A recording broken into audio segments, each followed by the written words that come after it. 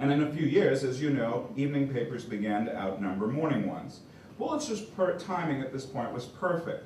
Not only were they on a rise, but there are other economic things going on, such as production and newsprint costs declining. So publishers could either offer more, papers began to thicken, or drop the price, making them affordable to a new group of readers. Either strategy provided a financial footing, a stable one, that permitted, importantly, newspapers to begin to wean themselves from subsidies, direct or indirect, from political parties. You know this rise of the independent press at this point.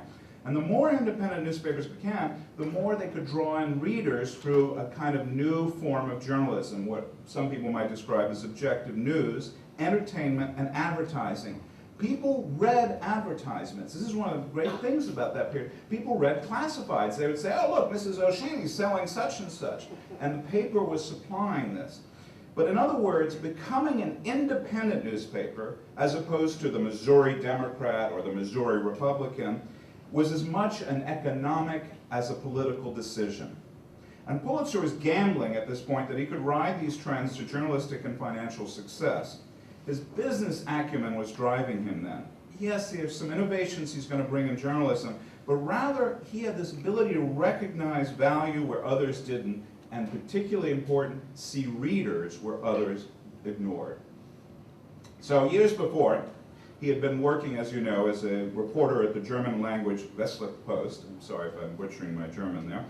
Pulitzer gained attention then as a reporter because he wrote a lot of things about exposing corruption in the county government of St. Louis. And it's great stuff back then. I got to tell you this one. They were building an insane asylum in St. Louis, and they hired this guy to dig a well. He got paid by foot. Okay, you figured it out. He just kept going and going and going. My research found, and I may be wrong, and I'm waiting for somebody to prove me wrong, it was the second deepest well on the globe at that point, aside from one in Belgium. This is the man that Pulitzer later takes a shot at, which I don't say too often in public, but basically, as you know, Pulitzer did what a lot of us would like to do today. He shot a lobbyist. Anyway, so there he had this campaign against corruption, but now he had a whole paper to his own, and he selected a much bigger target, and this is an important preface to what he does when he comes to New York. What he discovered is that he took aim at what we call the oligarchs that controlled life, the economic life of St. Louis. He said, the trouble in St. Louis is not with either the masses or the merchants or the middle class, he writes, but with those whose wealth would seem to make it in their own interest to lead every measure of enterprise, but who do not lead it, not even sometimes follow it. Meaning they suppressed economic growth that the middle class was looking for, and he was on to something. Like many other cities in the era, St. Louis had long been under the control of this wealthy, privileged elite. It's not a matter just of corruption and graft, there's that in all the cities, but rather it's a cabal that controlled, these are all the original descendants of St. Louis, and they controlled most of the economic decisions and safeguarded them for themselves. City laws, for instance, ensured only that a select group of people obtained the business monopolies or provided public services such as streetcar lines and gas lights. So by the middle of the 1870s, when Pulitzer is now beginning with his paper in 1878, there's a growing number of merchants, professionals, and small businessmen who are chafing under this economic restriction and monopolistic behavior of this elite. A newspaper that espouses their cause would find readers. 5 years later, Pulitzer comes to New York with the same formula when he buys a dying New York World from Jay Gould. The capital, of course, was the capital of newspapers. Park Row is our Fleet Street. But think of Pulitzer like a Broadway producer. He's testing his plays out in the hinterlands before bringing them to the New York stage. That's why St. Louis and his politics is such an important aspect of understanding what it is he's going to pull off here in New York. At first, when he starts, and I kept thinking there's going to be some dramatic change, it turns out to be a very slow revolution. His first aim is to inculcate his new staff to the principles by which he believed a newspaper should be written and edited. It may seem like a modest effort, but this is how the world began its path on becoming one of the most widely read newspapers in American history. Think back to this time. In the era of printed word, when the printed word ruled supreme, and there were 1,028 daily newspapers in the country vying for readers, content was the means of competition. The medium was not the message was. And so the paper abandoned its old-style front-page headlines. This is one of my favorites. Bench show of dogs, prize awarded on second day of meeting in Madison Square Garden. It appeared a few days before Pulitzer bought the World. A few days later, screaming for mercy how the craven Cornetti mounted the scaffold. Which story do you want to read? 2 weeks later, the World's readers were greeted with Baptized in Blood, a story atop that with the aid of a diagram showed how 11 people were crushed to death in a human stampede when a panic broke out on a crowd enjoying a Sunday stroll on the newly opened Brooklyn Bridge. So at first, Pulitzer's dramatic headlines made the World stand out from its competitors like a racehorse among draft horses. If the headline was the lure, the copy was the hook.